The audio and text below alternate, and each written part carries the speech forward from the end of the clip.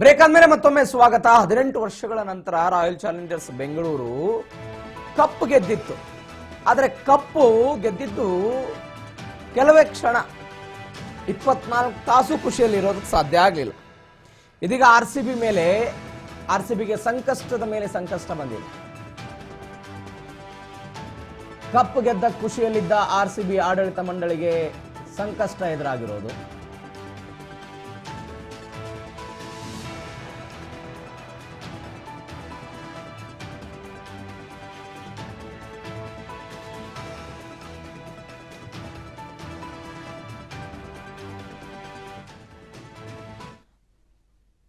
ಆರ್ಸಿಬಿಗೆ ನೀವು ನೋಡಿ 18 ವರ್ಷದ ಮೇಲೆ ಕಪ್ ಗೆದ್ರು. ಕಪ್ ಗೆದ್ದ ಮೇಲೆ ಸಂಕಷ್ಟದ ಮೇಲೆ ಸಂಕಷ್ಟ. ಈ ಟಿಕೆಟ್ ವಿಚಾರದಲ್ಲಿ ಎಷ್ಟು ಗೊಂದಲ ಇತ್ತು ಅಂತ ಹೇಳಿದರೆ, ಮಧ್ಯಾಹ್ನ 12ವರೆಗೆ ಫ್ರೀ ಆಗಿ ಬರ್ಬೋದು ಎಲ್ಲರೂ ಅಂತ ಹೇಳಿ ಗೊತ್ತಾಯಿತು. 2ವರೆಗೆ ಆನ್ಲೈನ್ ಮುಖಾಂತರ ಟಿಕೆಟ್ ಅನ್ನು ತೆಗೆದುಕೊಳ್ಬೇಕು ಅಂದಿದ್ದು, 2ವರೆಗೆ ಇಲ್ಲೇ ಬಂದು ಟಿಕೆಟ್ ತಗೊಳ್ಬೇಕು ಅಂತ ಹೇಳಿದ್ರು.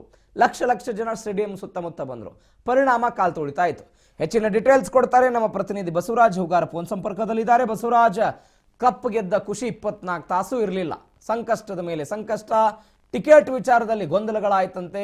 ಆ ಗೊಂದಲವೇ ಇವತ್ತಿನ ಈ 11 ಜನರ ಸಾವಿಗೆ ಕಾರಣ ಅಂತ ವಿಶ್ಲೇಷಣೆಗಳಾಗ್ತಾ ಇದೆ.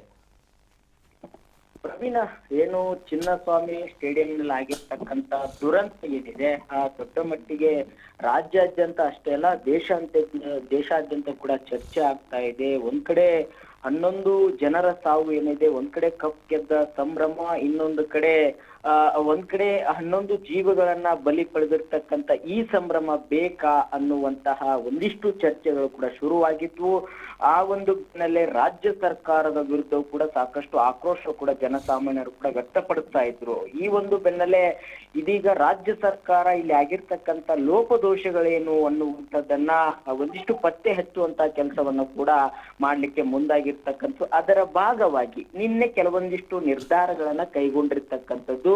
ಪ್ರಮುಖವಾಗಿ ಪ್ರವೀಣ್, ಇಲ್ಲಿ RCB ಆಗಿರ್ಬಹುದು, ಮತ್ತೆ ಕರ್ನಾಟಕ ಕ್ರಿಕೆಟ್ ಅಸೋಸಿಯೇಷನ್ ಆಗಿರ್ಬಹುದು, ಮತ್ತೆ ಈ ಕಾರ್ಯಕ್ರಮವನ್ನ ನಡೆಸಿಕೊಡ್ಲಿಕ್ಕೆ ಜವಾಬ್ದಾರಿ ತೆಗೆದುಕೊಂಡಿರ್ತಕ್ಕಂಥ DNR ಮ್ಯಾನೇಜ್ಮೆಂಟ್ ಆಗಿರ್ಬಹುದು, ಈ ಒಂದು 3 ಸಂಸ್ಥೆಗಳ ಒಂದಿಷ್ಟು ಎಡವಟ್ಟಿನಿಂದಲೇ ಈ ರೀತಿಯಾಗಿರ್ತಕ್ಕಂಥ ಅನಾಹುತಗಳು ಸೃಷ್ಟಿಯಾಗಿದೆ ಅನ್ನುವಂಥದ್ದು ಕೂಡ ಇಲ್ಲಿ ಮೇಲ್ನೋಟಿಗೆ ಗೊತ್ತಾಗ್ತಾ ಇದೆ ಅನ್ನುವಂಥದ್ದು ಕೂಡ ಸರ್ಕಾರಕ್ಕೆ ಕೂಡ ಮಾಹಿತಿ ಸಿಕ್ಕಿರ್ತಕ್ಕಂಥದ್ದು. ಈ ಒಂದು ಹಿನ್ನೆಲೆಯಲ್ಲಿ ನಿನ್ನೆ ಕೆಲವೊಂದಿಷ್ಟು ನಿರ್ಧಾರಗಳನ್ನ ರಾಜ್ಯ ಸರ್ಕಾರ ತೆಗೆದುಕೊಂಡಿದೆ. ಏನು RCB ಮತ್ತೆ ಏನು ಕರ್ನಾಟಕ ಕ್ರಿಕೆಟ್ ಅಸೋಸಿಯೇಷನ್ ಮತ್ತೆ DNR, ಈ 3 ಸಂಸ್ಥೆಗಳ ಮೇಲೂ ಕೂಡ FIR ಅನ್ನು ಕೂಡ ದಾಖಲಿಸಿರುವಂತದ್ದು. ಸಂಜೆ ಅಂದ್ರೆ ಸುಮಾರು 6 ಗಂಟೆಗೆ FIR ಅನ್ನ ದಾಖಲಿಸಿದ್ರು. ಅದಾದ ಬಳಿಕ CM ಸಿದ್ದರಾಮಯ್ಯನವರ ಒಂದು ಸೂಚನೆಯ ಬೆನ್ನಲ್ಲೇ 3 ಸಂಸ್ಥೆಗಳ ಮುಖ್ಯಸ್ಥರನ್ನು ಕೂಡ ವಶಕ್ಕೆ ಪಡೆಯುವಂತಹ ಒಂದು ಆದೇಶವನ್ನು ಕೂಡ ಮಾಡಿದ್ರು. ಆ ಒಂದು ಭಾಗವಾಗಿ ಪೊಲೀಸರು ಕೂಡ ತಮ್ಮ ಕಾರ್ಯವನ್ನ ಮುಂದುವರೆಸಿದ್ರು. ಹಾಗಾಗಿ ಈಗಾಗಲೇ ಪ್ರಮುಖವಾಗಿ ಚಿನ್ನಸ್ವಾಮಿ ಸ್ಟೇಡಿಯಂನ ಒಂದು ಕಾಲ್ತುಳಿತ ಪ್ರಕರಣಕ್ಕೆ ಸಂಬಂಧಪಟ್ಟಂತೆ RCB DNR ಮ್ಯಾನೇಜ್ಮೆಂಟ್ ನ ಇಬ್ಬರನ್ನು ಕೂಡ ಬಂಧನ ಮಾಡಿರ್ತಕ್ಕಂಥದ್ದು. RCB ಆಯೋಜಕರಾಗಿರ್ತಕ್ಕಂಥ ನಿಖಿಲ್ ಸೋಸಲೆ ಅವರು ಕೂಡ ಅರೆಸ್ಟ್ ಆಗಿದ್ದಾರೆ ಅನ್ನುವಂಥದ್ದು. ಮತ್ತೆ DNA ಇವೆಂಟ್ ಮ್ಯಾನೇಜ್ಮೆಂಟ್ ನ ಸುನೀಲ್ ಮ್ಯಾಥೋ ಕೂಡ ಈಗ ಅರೆಸ್ಟ್ ಆಗಿರ್ತಕ್ಕಂಥದ್ದು. ಆದ್ರೆ KSCA ಕಾರ್ಯದರ್ಶಿ ಮತ್ತೆ ಖಜಾಂಜಿ ಸೇರಿ ಇಬ್ರು ನಾಪತ್ತೆ ಆಗಿರ್ತಕ್ಕಂಥದ್ದು. ಕಾರ್ಯದರ್ಶಿ ಶಂಕರ್ ಮತ್ತು ಖಜಾಂಜಿ ಜಯರಾಮ್ ಮನೆ ಮೇಲೂ ಕೂಡ ದಾಳಿ ಮಾಡಿದ್ದಾರೆ. ಆದ್ರೆ ಅವರು ನಾಪತ್ತೆ ಆಗಿದ್ದಾರೆ. ಅವ್ರನ್ನ ವಶಕ್ಕೆ ಪಡೆದುಕೊಳ್ಳಲಿಕ್ಕೆ, ಅವ್ರನ್ನ ಪತ್ತೆ ಹಚ್ಚಲಿಕ್ಕೆ ವಿಶೇಷ ಒಂದು ತಂಡವನ್ನು ಕೂಡ ಪೊಲೀಸ್ ಅಧಿಕಾರಿಗಳು ಕೂಡ ರಚನೆ ಮಾಡಿದ್ದಾರೆ. ಈಗಾಗಲೇ ಆ ತಂಡ ತನ್ನ ಕಾರ್ಯವನ್ನ ಮುಂದುವರಿಸಿದೆ ಅನ್ನುವಂತ ಮಾಹಿತಿ ಕೂಡ ಸಿಗ್ತಾ ಇದೆ. ಪ್ರಮುಖವಾಗಿ ಒಂದು ಪ್ರವೀಣ್, ಇಲ್ಲಿ ಆರೋಪಗಳು ಕೇಳಿರುವಂತ ಸಂದರ್ಭದಲ್ಲಿ ಉಚಿತ ಪಾಸ್ಗಳನ್ನು ಕೂಡ ವಿತರಣೆ ಮಾಡ್ತಾ ಇದ್ರು ಅನ್ನುವಂಥದ್ದು ಕೂಡ ಇಲ್ಲಿ ಗೊತ್ತಾಗ್ತಾ ಇದೆ. ಆ ಉಚಿತ ಪಾಸ್ಗಳ ಬಗ್ಗೆ ಸರ್ಕಾರಕ್ಕೆ ಯಾವುದೇ ರೀತಿ ಮಾಹಿತಿ ಕೊಟ್ಟಿಲ್ಲ, ಅಥವಾ ನಾವು ಉಚಿತವಾಗಿ ಬಿಡ್ತೀವಿ ಅನ್ನುವಂಥದ್ದನ್ನು ಕೂಡ ಯಾವುದೇ ರೀತಿ ಕೂಡ ಸರ್ಕಾರಕ್ಕೆ ಮಾಹಿತಿಯನ್ನ ನೀಡಿಲ್ಲ. ಅದೇ ಇಲ್ಲಿ ಎಡವಟ್ಟಾಗಿರ್ತಕ್ಕಂಥದ್ದು ಅನ್ನುವಂಥದ್ದು ಒಂದು ಆರೋಪ ಇದೆ.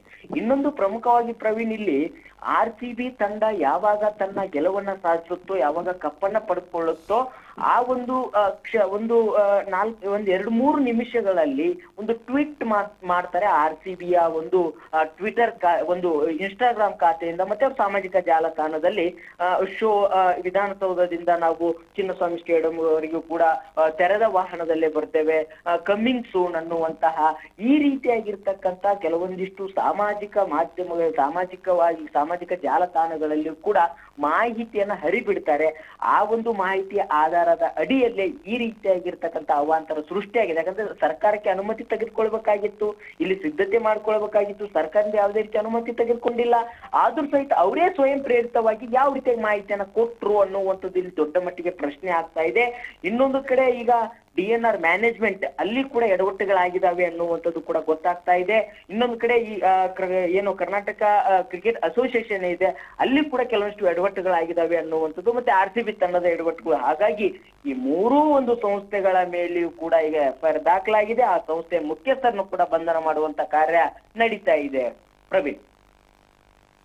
ಎಸ್ ಬಸವರಾಜ್, ಮತ್ತೊಂದು ಈ ಪೊಲೀಸ್ ಅಧಿಕಾರಿಗಳನ್ನ ಅಮಾನತು ಮಾಡಿದಾರಲ್ಲ, ಒಂದು ಚರ್ಚೆ ಆಗ್ತಾ ಇದೆ. ಸರ್ಕಾರ ತನ್ನನ್ನು ತಾನು ಸೇಫ್ ಗಾರ್ಡ್ ಮಾಡ್ಕೊಳ್ಳೋದಕ್ಕೆ ಇಂಥದ್ದೊಂದು ಕ್ರಮವನ್ನು ತೆಗೆದುಕೊಂಡಿದೆ ಅಂತ.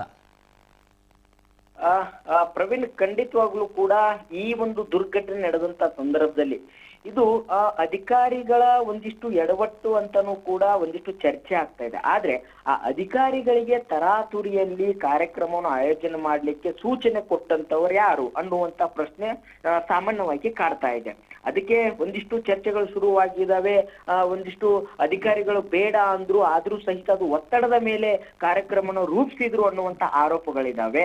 ಮತ್ತೆ ಈ ಒಂದು ಘಟನೆ ಆದಂತ ಸಂದರ್ಭದಲ್ಲಿ ಇಡೀ ರಾಜ್ಯಾದ್ಯಂತ ಕೂಡ ಸರ್ಕಾರದ ವಿರುದ್ಧವಾಗಿ ಸಾಕಷ್ಟು ಆಕ್ರೋಶ ವ್ಯಕ್ತವಾಯಿತು. ಜನಸಾಮಾನ್ಯರ ಆಕ್ರೋಶನ ವ್ಯಕ್ತಪಡಿಸಿದಂತ ಸಂದರ್ಭದಲ್ಲಿ ಇದು ಕಾಂಗ್ರೆಸ್ ಪಕ್ಷದ ಹೈಕಮಾಂಡ್ ನಾಯಕರು ಕೂಡ ಇದನ್ನ ವರದಿ ಕೇಳಿದ್ರು ಅನ್ನುವಂತ ಮಾಹಿತಿ ಇದೆ. ಇದು ಮುಂದೆ ಪಕ್ಷಕ್ಕೂ ಕೂಡ ಡ್ಯಾಮೇಜ್ ಆಗುವಂತದ್ದು, ಸರ್ಕಾರಕ್ಕೂ ಕೂಡ ಡ್ಯಾಮೇಜ್ ಆಗುವಂತ. ಹಾಗಾಗಿ ಸರ್ಕಾರದ ಮೇಲೆ, ಪಕ್ಷದ ಮೇಲೆ ಜನರ ಆಕ್ರೋಶ ಆಗ್ಬಾರ್ದು, ಆ ರೀತಿಯಲ್ಲಿ ನೀವು ಕ್ರಮ ಕೈಗೊಳ್ಳಬೇಕು ಅನ್ನುವಂತ ಸೂಚನೆ ಕೊಟ್ಟಿದ್ದಾರೆ.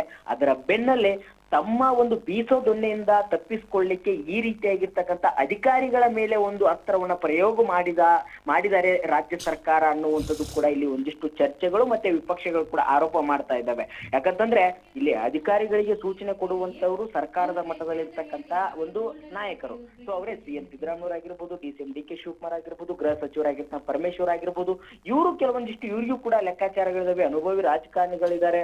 ಸೊ ಆ ಒಂದು ಸಂದರ್ಭದಲ್ಲಿ ಯಾವ ರೀತಿಯಾಗಿ ಕಾರ್ಯಕ್ರಮಗಳನ್ನು ರೂಪಿಸಿದ್ರೆ ಏನಾಗುತ್ತೆ ಅನ್ನುವಂಥದ್ದು ಅವ್ರಿಗೂ ಕೂಡ ಕೆಲವೊಂದಿಷ್ಟು ಯೋಚನೆಗಳು ಬಂದಿರಬೇಕಿತ್ತು. ಆದ್ರೆ ಎಲ್ಲೋ ಒಂದ್ ಕಡೆ ಅವರು ಕೂಡ ತರಾತುರಿಯಲ್ಲಿ ನಿರ್ಧಾರವನ್ನ ಮಾಡಿದ್ರ, ಸರ್ಕಾರದ ಇಮೇಜ್ ಅನ್ನ ಹೆಚ್ಚಿಸ್ಕೊಳ್ಳಿಕ್ಕೆ ಮಾಡಿದ್ರ, ಅಥವಾ ಅವ್ರದೇ ಒಂದಿಷ್ಟು ಪ್ರತಿಷ್ಠೆಯನ್ನು ಹೆಚ್ಚಿಸ್ಕೊಳ್ಳಿಕ್ಕೆ ಮಾಡಿದ್ರ ಅನ್ನುವಂಥದ್ದು ಕೂಡ ಚರ್ಚೆ ಆಗ್ತಾ ಇದೆ.